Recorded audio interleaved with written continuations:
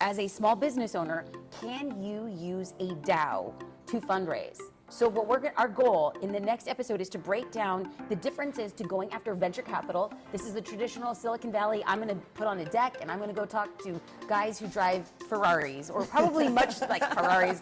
Maybe Priuses. Yeah, Priuses. Silicon Valley, they might be driving. Yep. What would it look like in this pretend organization for me to say, sayonara, Silicon Valley, I'm going to go here. And together we're going to build something. Welcome to another episode of the Jasmine Star Show. Things look a little bit different. Daniel and I are in Minnesota, and more than anything, I want you paying special attention to something really cool we're gonna dive into. When it comes to funding your business, getting a cash infusion, building a community, and we're gonna do all of this and how it looks in the future. So please know that going into this, we don't want you missing on an opportunity, but more than anything, I'm gonna be very clear and say, I am learning this process right alongside you, and I'm very happy. Daniel, you're here. Welcome back. Thank you. Okay. So, let's see. A few months ago, Daniel and I, it's got to be well over, it's well over 8 months. Wow. I walk into the office. Daniel and I are sitting in a meeting room, and we're waiting for a few people, and Daniel starts talking about this thing called a DAO. DAO. And about 23 seconds into it, I was like, womp, womp, womp. I can't deal with this. I can't deal with this. But then all of a sudden, it's kind of like the brain and the neural pathway started hearing and seeing that again and again and again. So then I was like, let me dig into what a DAO is. But more than anything, what does this DAO mean for a business owner, specifically a small business owner? I don't want people missing out on business opportunities. So Daniel, what is a DAO? And I promise I'm not going to tune out in 23 seconds. Okay, this is best time. Last time, best time. I'm going to hear this. I'm going to understand it. All right. Yeah. I mean, it's a scary sound, right? Like DAO and like DAO, and so basically, a DAO is a decentralized autonomous organization, which again doesn't really mean much when you say it out loud. So basically, they're a transparent and concrete way to operate organizations.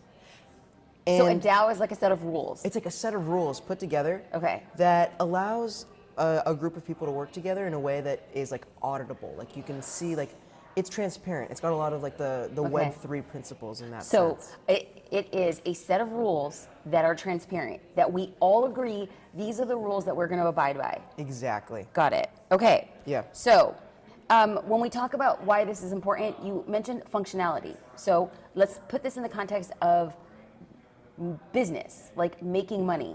So what happens here? Right. So for functionality wise, there's a lot of functionality that comes with the organization because the rules are codified and permanent. Like there's this saying in the crypto community that code is law, right? Okay. It's like when we were talking about like the car back in one of our previous episodes, where if you're driving a car in a video game versus driving a car in real life, yes, there are like actual code laws in the game preventing you from driving that car like off the side of the road. Yes. Like okay, we're gonna do life. like a little bit of a flashback. Yeah. I believe it was in episode 4 of the Crypto Curious. So what we were Crypto Curious podcast series. So what we were talking about is in a video game, if you're driving on one side of the road, you're prohibited. It's like the game doesn't let you drive on the left side of the road. But like in real life, you're not supposed to drive on the left side, but you probably could. So right here, the DAO is saying, just like a video game, you can't drive on the left side of the road. We all agree that this code is law. Yes. Okay, so talk about how this is done with a smart contract.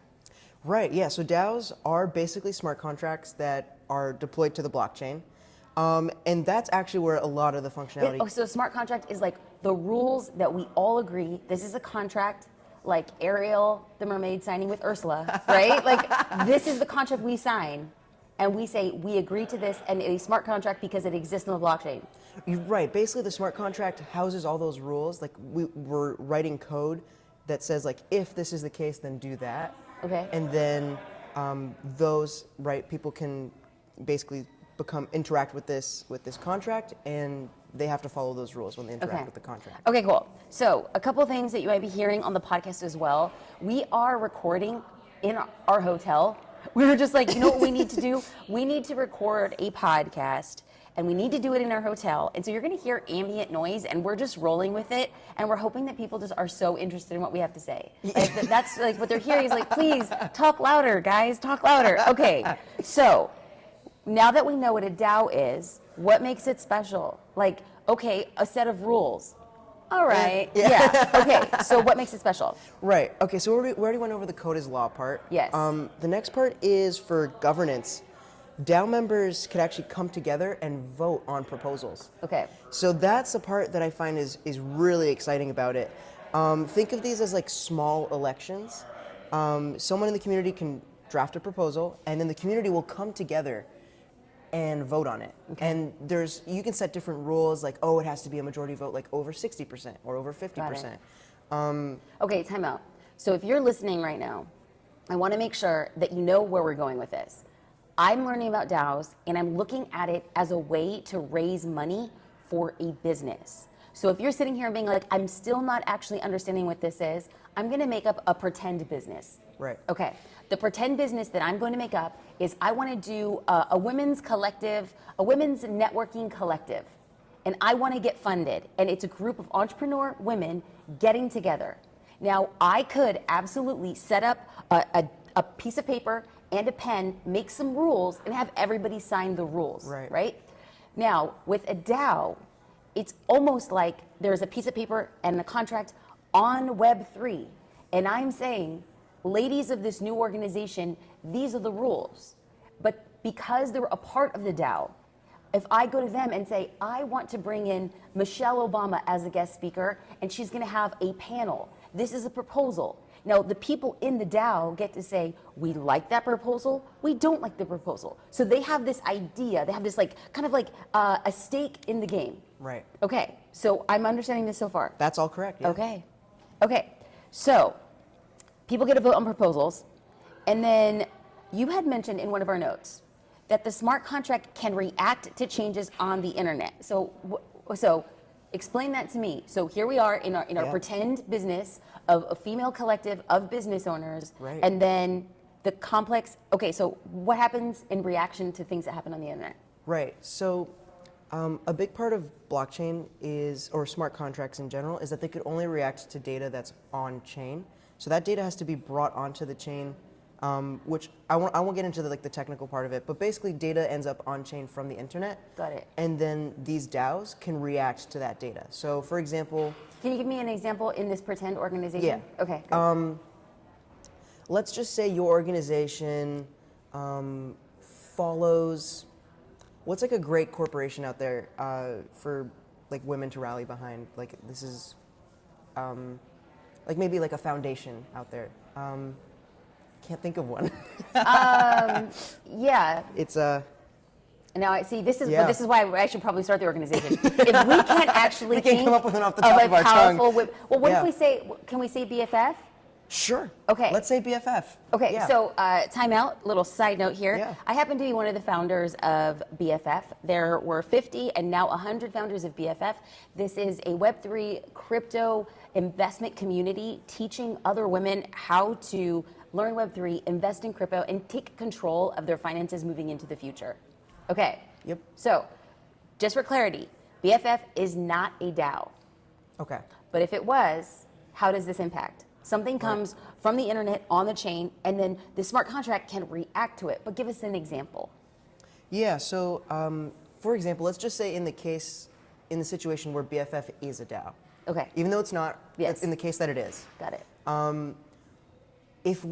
Since we're also on chain now, we have our DAO, right, for our women's group, we'd be able to say, listen to changes in the BFF DAO. If you see someone becomes a member of BFF DAO that's also a member of our DAO, maybe give them more voting shares. You can do that programmatically. Oh. So no action needs to be taken on your part. Basically, anyone who owns an NFT from the BFF DAO, they're gonna have more voting rights. Do we make these rules up before?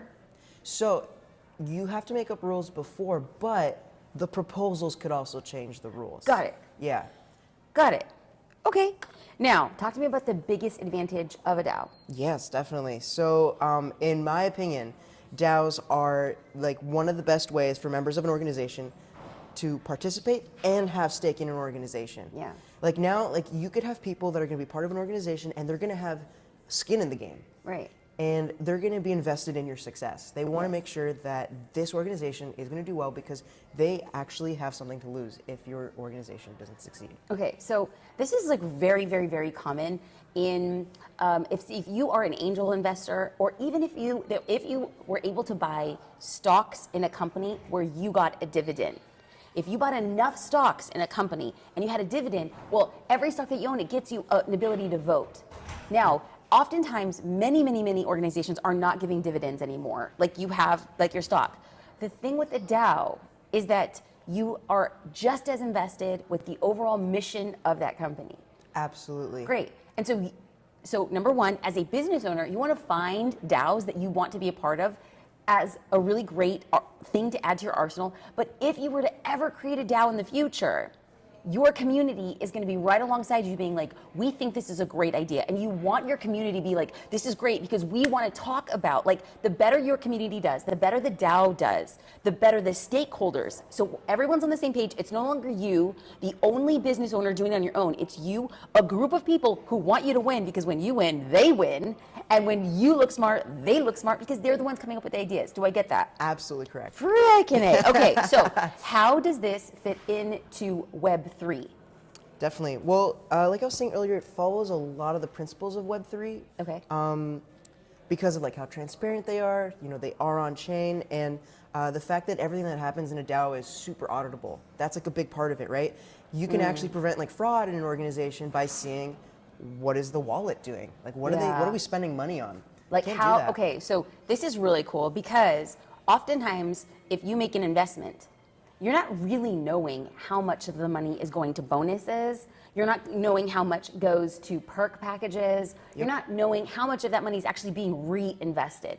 If I was a part of a DAO and everything was transparent, I would want to be part of a DAO that has the most allocated for research and development. You want more going back into the DAO. I'm less interested in like this key person being able to fly private jets around the world. Although may we all be flying private jets. But I kind of want to make sure that that transparency is really known for us. Like we're getting empowered to see where the money's going. Definitely. Okay. Great. Yeah. So that's definitely a big part of it. And then also how it fits into Web3 is just kind of the way it's governed, right? So we went over this a little bit in the last question, but there is like a few ways that you can go about like the representation of the people in this organization. It could be like a one-to-one, like basically every person has one vote, or it can be every person has a certain amount of shares or a certain amount of coins, and that's actually the proportion of their vote. Like if you have 500 coins, you have 500 votes. Got it.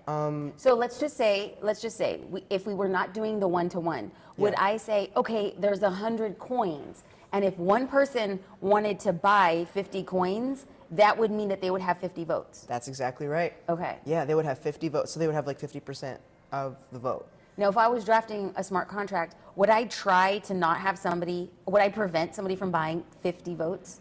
So yeah, there's some really tricky things you can do with that, where you can be like, okay, no one person could have more than 10% of all the shares, right? So that's really interesting, is that you can write all of these rules that prevent people from getting like a vast majority. Hey. Yeah. Did you like my question? Yeah, that was great. I was like, whoa, where did that come from? Holes in it already. Like, okay, but what about? But see, that's my personality. You can tell. I dropped out of law school. I was like, where are all the holes? Okay, good. So, let's talk about perks. This is one thing that I really liked because y'all know I love community. I love connecting people. I love helping other people. Like, what do we do together? But on the backside is what do you get for being a part of the DAO? Right, so you can, as a member of this DAO, these are perks that you set out in the real world, right? You can say, if you're part of this DAO, you're gonna have access to exclusive events. Maybe like what we're gonna be doing today, going to conferences that you can only have access to if you're have an NFT or a part of some DAO or some organization. So that's a big part of it. It could also be that members of the DAO can get airdropped something. There's so many things that could happen if you're part of a DAO. The dividends being paid out, perks in real life, and access to things that you wouldn't have access to. I love it. Okay, so if you got to this point of the conversation and you're wondering how do we go deeper, we did a podcast series breaking down things, words like blockchain, Ethereum, airdrops. We've done that. You can go to jasminestar.com/NFT checklist to make sure that you have all access to just the foundation of the conversation. So a couple things that had come up when it came to exclusive access and perks. I want to talk about an example. So the DAO world is still super new to me. I am learning along the way. But there is something called Links DAO. Okay, Links DAO is fascinating to me. Number one, I don't golf.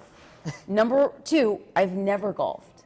Number three, I'm not actually interested in golf. But Links DAO is so interesting to me because it is a group of people who are passionate about golfing. I mean, these are like the golfer's golfer. And like the mission behind it was what the thing that resonated with me. Golf is a luxury sport. It is for a particular class, and it is for people who have the time to go through a course.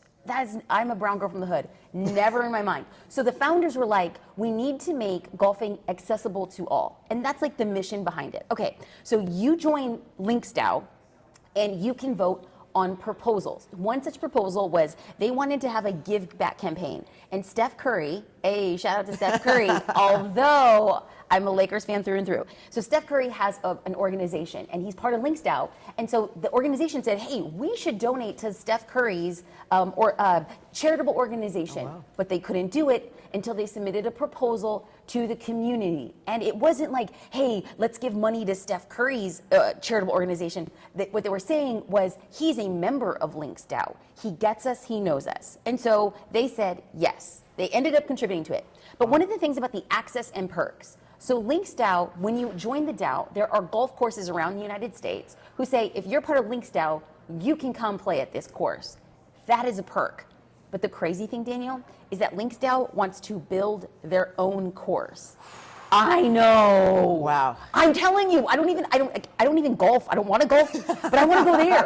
It's just like the whole thing about it was Right. it was built by members for members with perks of members. And I just think it's really cool because what they're saying now is when you're in a DAO, when in this DAO, you're in their Discord channel, if they're like, if there's a group of people going to the Masters, they're like, who is going to the Masters? Let's do a meetup. So this is a way, your DAO is a way for your community to be connected in real life spaces.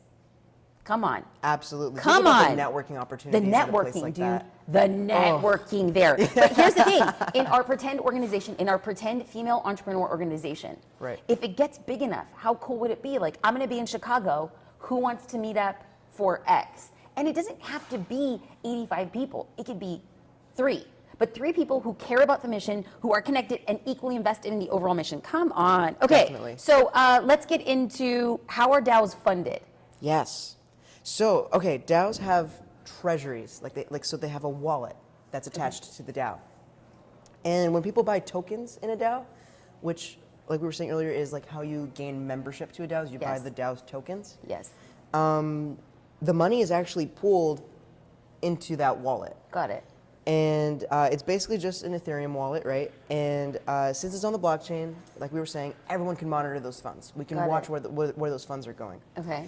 But by having all of that money pooled in one place, it actually gives so much power to the DAO to act on things that most individuals are not usually able to act on.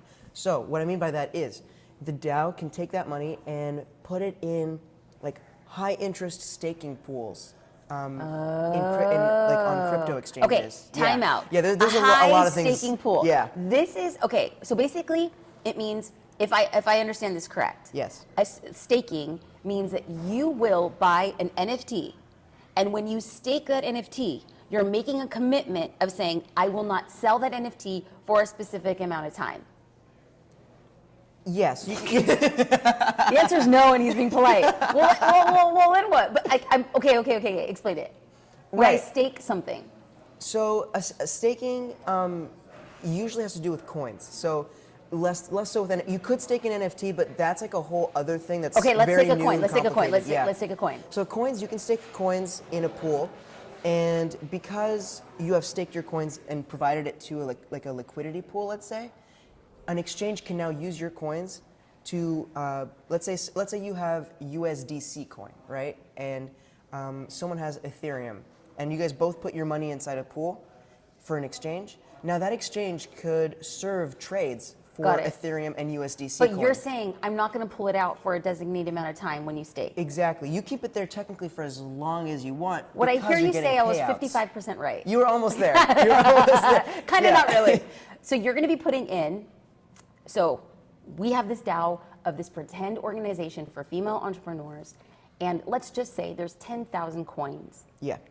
And all of a sudden, we have all of these coins put in our treasury, which is just a wallet. Yep. And now what we have is a massive amount of money. Yep. And we could say, this percentage of money we're going to stake. Yep. And as a result of staking, when our time comes, 3 years or 5 years, we get a return on that. Oh, it's even better than that. It's not even a 3 or 5 years or 10 years or whatever it is. It is you're getting like immediate payouts to your wallet. So let's just say you put your money in this pool and it's like a 5% stake, 5% APY. You're getting that payment at whatever interval the pool is set to, but it's very, very like small intervals. Like it can be daily, monthly, weekly, daily. Okay, Yeah. So the DAO becomes the cash cow. Absolutely. It becomes the cash cow that funds the organization through the treasury, which is what's crazy is the treasury can never be touched. Like, I mean, it could be, like you can move money if you want, but you don't have to. Like that treasury can make you more money without having to actually spend a dime. Yeah. Okay, So there's actually even more that you can do beyond the staking. You could even loan out your money that's in the treasury, and that will, there's interest on loans, right? So there's such a thing as crypto loans, and you can be a provider of that capital, and then, when that loan gets paid back, you get it back with the interest. Okay, so I'm not going to this is actually a good pathway for our next episode, because the next episode, as we're talking about what the DAO is, but then we're going to talk about how it gets really interesting when it comes to fundraising. So as a small business owner, can you use a DAO to fundraise? So our goal in the next episode is to break down the differences to going after venture capital. This is the traditional Silicon Valley. I'm going to put on a deck and I'm going to go talk to guys who drive Ferraris, or probably much like Ferraris. Maybe Priuses. Priuses. Silicon Valley, they might be driving Priuses. True. I'm going to go talk to a bunch of people in Silicon Valley about how I'm going to fundraise. But what if they don't get the fact that I want to build this female organization for entrepreneurs, and they're like, it's not $1 billion idea. It's not a unicorn, so we're not sure we're going to fund it. Right. So there's that path. Or they say, we'll fund it, but we want this percentage of what it is you're doing. Yep. What would it look like in this pretend organization for me to say, sayonara, Silicon Valley, I'm going to go here. And together we're going to build something. So if this at all sounds interesting to you as a business owner, now we're talking about this pretend idea, but there's probably something you might be passionate about. Okay, there might be something along the way that, hey, it would be really cool for you to say, I wanted to do this with a group of people. Awesome, that would be fantastic. So we're gonna kind of seed what that looks like and what we're gonna get into in the next episode. But before we do, we're really excited because we are in Minneapolis, Minnesota for an event called VeeCon. Daniel, we're here. Yeah. We made it. We did it. We did it. We're excited. So what we want to do is just kind of get like a little bit of a sneak peek. Like I want more than anything to document the process. I want to document everybody who's listening right now to this episode has saw me start on a journey knowing nothing about it. We got a little bit of heat, a little bit of pushback about creating this content specifically on the podcast. Some people are like, this is not what you do. This is not who you are. Right. This is like not even like where the world is right now. And I get it.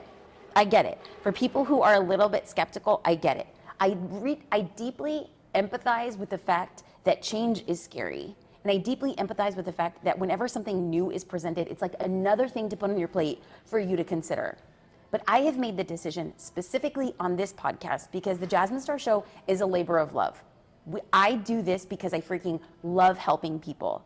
But at the same time, I don't want somebody's opinion about what I'm doing affect where I want to go. I want to be open and I want to be candid. So the fact that I started on this journey knowing nothing, absolutely being terrified, and having so much fun along the way, I want to come here so that we create this video so that maybe 5 years or 8 years, we could look back and be like, What We were silly, brilliant fools we were.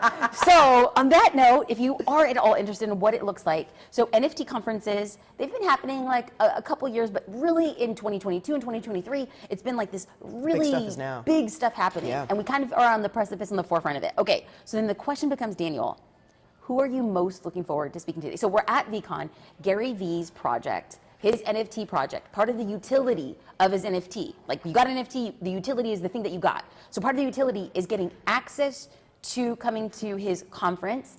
Y'all know me and Gary V. Y'all know I could talk about Gary Bear all day. Love him. So he's giving the opening keynote. There are so many amazing guest speakers. Oh yeah. We downloaded the VeeCon app, so they made an app just for people coming to the conference. And we're able to pick our schedules like we were freshmen in college. I was so excited. I was like, and then I'm gonna do this, and then I'm gonna do that. Okay, so Daniel, tell me, who are you most looking forward to today? Okay, so today I am looking forward to seeing Gary like open up the whole conference. I want to see like what is his like mission statement for this whole weekend, right? Like, so I'm excited about that. But aside from Gary, I am super excited to see people. Just like I know he you was are. like the He's first. tomorrow though. He's tomorrow. He's See, tomorrow. I have know, I'm the already schedule. cheating here. I have the schedule memorized, y'all. I was like, people tomorrow, 5 p.m. I'm such a nerd. I'm geeking out right now. So yes, I know you are excited about Beeple. So we'll save that for who you're most excited for tomorrow. But today. Right. I'm not gonna lie here. I don't remember what I favorited for today. I know I favorited Gary. Yes. But is BFF today?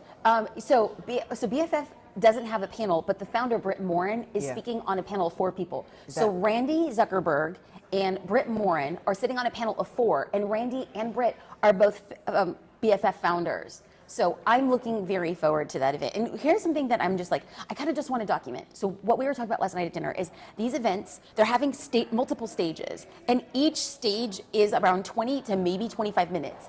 So Randy and Britt and 2 other speakers are going to be speaking for like 25 minutes, and we just hope that they get in what they can. Yeah, and so we're going to try to absorb everything they say as quickly as we can. As quickly as we can. And so the plan for us today is to head down to US Bank Stadium, and the locals in Minnesota say that it's not going to rain. Let's hope that it doesn't rain and it is all good. So we're going to walk down to US Bank Stadium, and then the day is going to unfold for us. You can get access at 8:30. So our plan is to be there at 8:30. Gary takes the stage at 9:30. Daniel's going to bring a fan because I might faint, and so he's going to bring me back to life. And I'm like, Gary, like, wake up, he's here. So basically, I'm going to crowd surf to the front of the stage. I'm like, Gary. Okay, I'm going to stop. I'm geeking out. I'm going to stop. I have to have a little swag. And then from there, we're just going to be experiencing the day as it unfolds. We will likely eat there, drink there. The event ends at 5:30, and then they have concerts later tonight. And so we're going to come back. We're going to take notes about some of the speakers who really stuck out to us. But I'll be the first to say, I'm sure that there are so many amazing speakers, and they're really famous, and I don't know who anybody is. So I'm just going to go with an open mind. What do you want to get from today? First of all, I'm curious to see how people in crypto right now or in the Web3 community are building. I want to see what they're building, and I want to see like what's driving their decision making right now. And I think that'll become apparent in the next few days as we go to all of these conferences. Yeah. So that's one thing I'm really curious about is like what do they see as an upcoming trend? Because these people like they have their like finger on the pulse. Yeah. They're on the bleeding edge. So I'm curious to see what their vision is and what they're anticipating in the industry. So I'm excited for that. Oh, ladies and gentlemen, I'm really happy that you listen to this podcast because one of us is smart. I'm like, I'm going to crowd surf and like hang out and eat lunch. And he's like, I am the bleeding edge. I've never even heard that term, and I'm just going to use it all the time. So we're on the bleeding edge of ending this episode. If you want more information, jasminestar.com/NFT checklist. It'll set the foundation, and then you can join the journey with us because we are here to have fun. We're here to talk about the future so that you're prepared for it when it comes. Not if, baby, but when. Thanks for listening. Thanks, guys.